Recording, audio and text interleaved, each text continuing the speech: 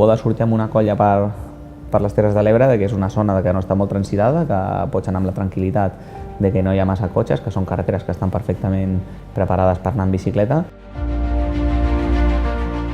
Aquí tenim un clima molt constant tot l'any, no fa ni molt de fred ni molta calor durant tot l'any.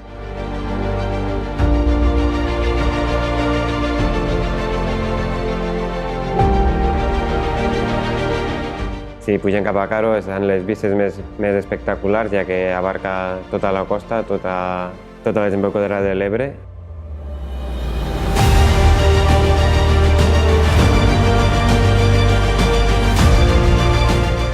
El Monte Caro és dels ports més durs que he pujat.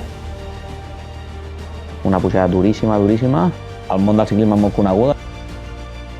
Possiblement sigui dels ports que tenim aquí a Catalunya que siguin dels més durs. No és fàcil trobar-te un port que quasi surti del mar, de 0 fins a 1.400 i pico metres que té. Són ports mítics, no? I la veritat que no només les vistes, no? Sinó el que és la pujada en si és molt especial.